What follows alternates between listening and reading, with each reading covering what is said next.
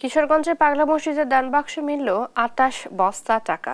চলছে গণনা। এ বিষয়ে বিস্তারিত জানাতে যুক্ত হচ্ছেন সহকর্মী তোফায়েল আহমেদ। তোফায়েল, এখনো পর্যন্ত কত বস্তা টাকা গণনা হয়েছে জানাবেন?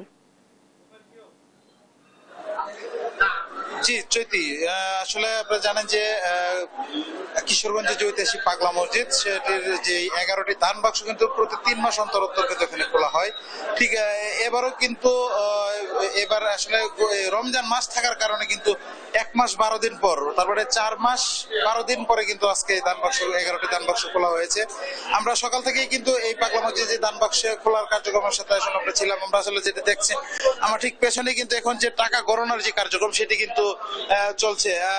আমরা আসলে এখন পর্যন্ত আমরা যেটি দেখেছি মোট 28 বস্তা টাকা কিন্তু এখন পর্যন্ত গণনা কার্যক্রম যে চলছে। এখানে দেখতে পাচ্ছেন যে ব্যাংকের বেশ কয়েকজন, এখানে প্রায় 80 জনের মতো যে কর্মকর্তা কর্মচারী অংশগ্রহণ করেছেন। এছাড়া এই মাদ্রাসার যে শিক্ষক ছাত্র সহ মোট 400 জনের একটি দল মূলত এখানে যে টাকা গণনার কাজে কিন্তু অংশগ্রহণ করেছেন।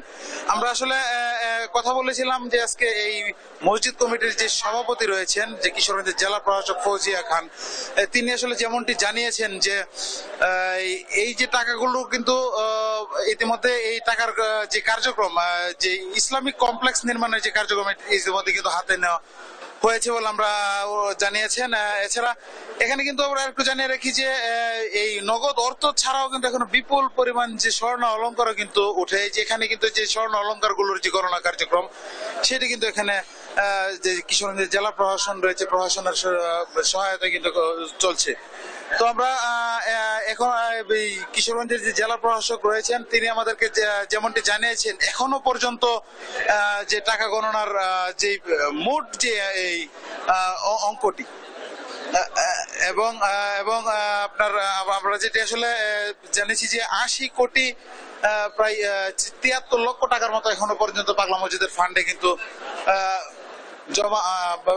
জমা হয়েছে। তো আমরা কিন্তু যেটি আসলে আপনাদেরকে একটু দেখাতে চাই যে এই যে এখানে কিশোরগঞ্জের যে পাগলা মসজিদের যে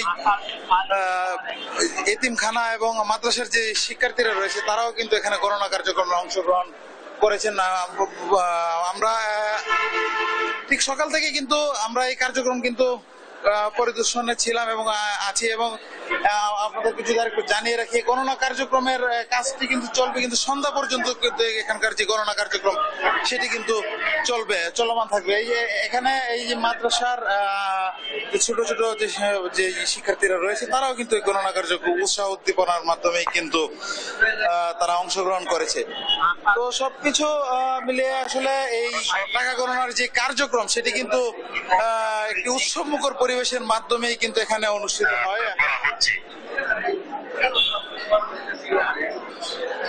আমরা আসলে আপনাদেরকে যদি বলি যে টাকা গণনার কার্যক্রম যেটি আমরা আসলে দেখতে পাচ্ছি এটি কিন্তু সন্ধ্যা পর্যন্ত চলবে। তোফায়েল, ধন্যবাদ আপনাকে। কিশোরগঞ্জ থেকে আমাদের সাথে যুক্ত ছিলেন সহকর্মী তোফায়েল আহমেদ।